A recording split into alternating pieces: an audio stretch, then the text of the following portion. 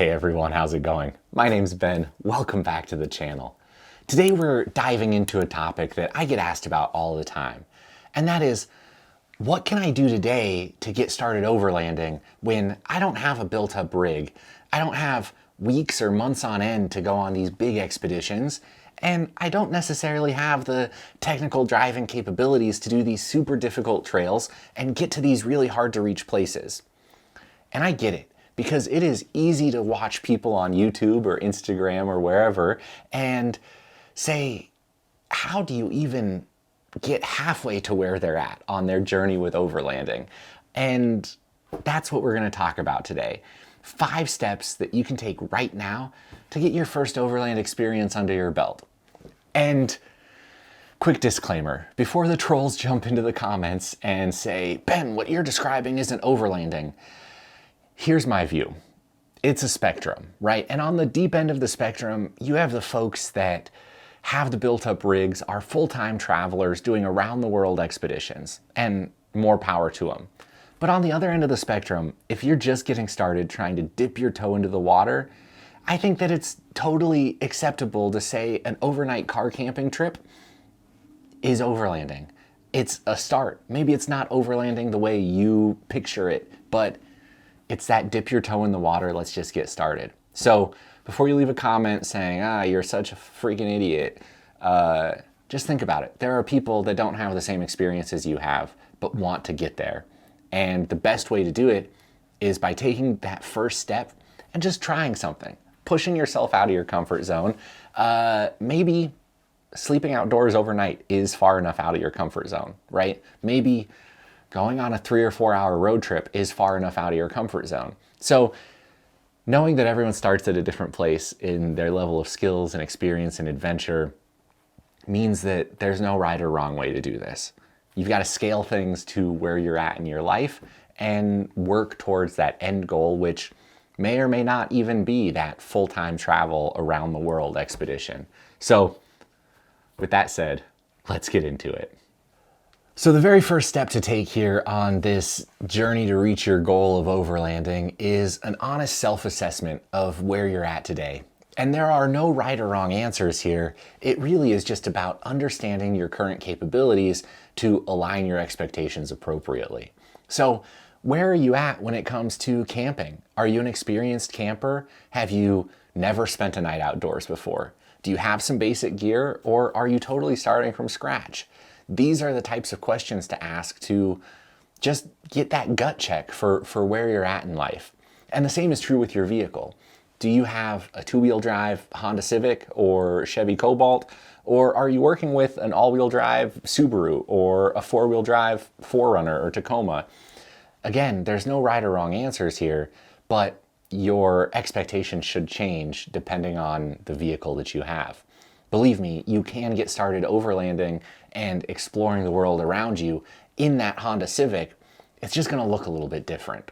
So the second step here is to gather your resources and start doing some research. This step really relies on that self-assessment you just completed to align your expectations with the reality that you're living in. Are you going up trails and finding dispersed campsites, or are you looking for developed campsites that have paved access?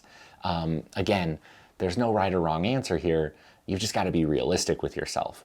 So tools that I recommend to everyone. The first is Google Maps. Get on there, scroll around, find your closest national forests, national parks, state forests, state parks, those types of things, and familiarize yourself with what you have available around you.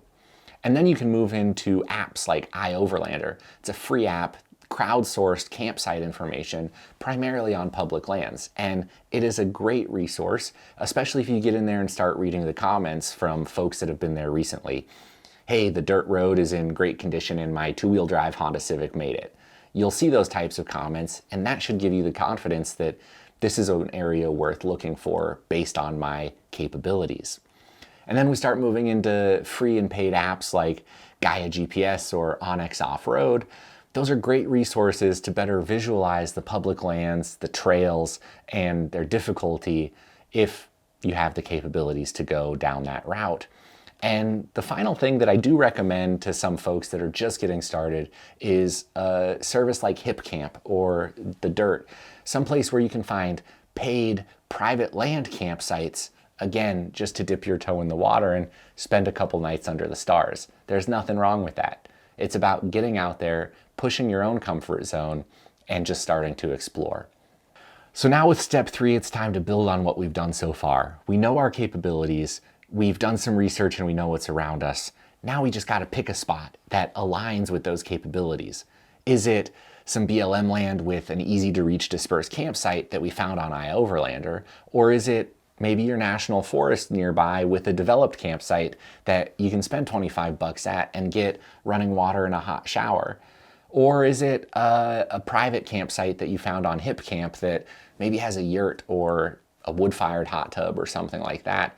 Again, there's no right or wrong answer here, but the key is to be realistic and honest with your expectations based on your capabilities. Don't fool yourself into thinking that that Honda Civic is going to make it on the moderate trail that you found on Onyx Off-Road just because the photos were beautiful. You've got to start where your capabilities match reality. All right, so hopefully by now you're starting to get the sense that this is not actually too overwhelming and absolutely anyone can do it. We've assessed our capabilities, researched our local area, selected a location that aligns to our capabilities, and that brings us to the 4th step of figuring out our gear situation. Now, you may already have some of this sitting in your garage or your closet from your previous camping experiences, or maybe you have absolutely nothing because you're just getting started. You have the option of going to a place like REI or other outdoor outfitter and perhaps renting the gear if it truly is your first experience. A lot of these places will rent you a tent and a sleeping bag and a cook stove for the weekend, no problem. You could reach out to your friends. Maybe you've got a Boy Scout or an Overlander already in your circle of friends, and I guarantee you they probably have a tent and a sleeping bag and a camp chair and a camp stove that you can borrow, no problems. Your other option here is you could totally go to a place like Walmart or Bass Pro and spend $100 on a Coleman tent and an air mattress, bring some blankets and pillows from home, and grab a pizza in town before you go out, right? Like, it is super simple to acquire the basic necessities required for a simple overnight trip. Now, obviously this gets more complex as your trips get more complex, and you'll figure out though by borrowing gear what you truly need, what you don't need, without taking that huge investment right off the bat. The moral of the story here when it comes to gear is that there's absolutely no need to drop thousands upon thousands of dollars on the latest and greatest camping equipment before you even started camping. Rent, borrow, buy the cheap entry-level stuff. It will allow you to get started and you'll be better off for it. So that brings us to the 5th and absolutely most important part of this process, which is your safety plan. You've got to understand the current rules, regulations, and restrictions of the area that you're going to. Are permits required? Is there a fire ban in place? Is there a temporary closure?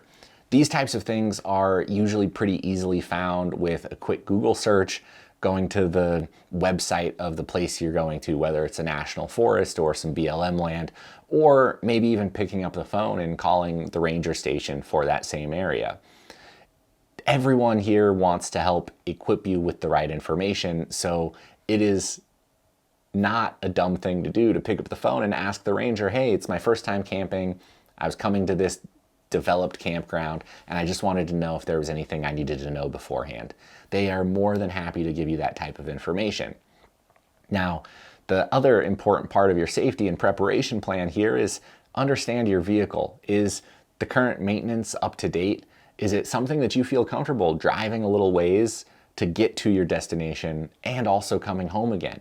Any check engine lights or anything like that? You know your car better than anyone else, so you'll know if it's ready for a trip like this, but don't take risks. Make sure your vehicle is ready for the type of trip that you're doing.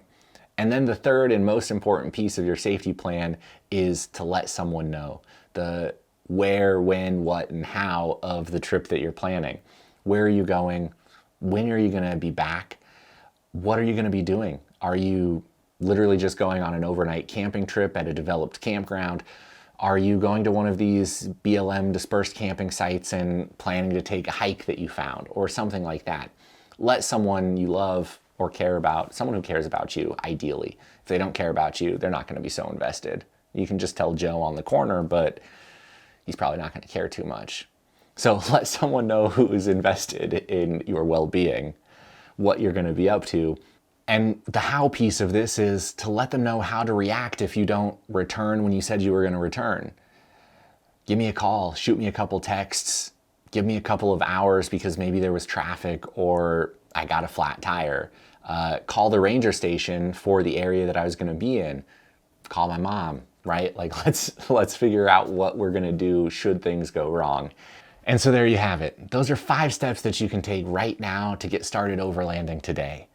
It's so easy to get caught up in, well, are 33s or 35s the best tire size? Or what is the best vehicle platform for overlanding? Or should I have aluminum or steel armor, right? But really, if you're just getting started, those aren't the types of questions that matter.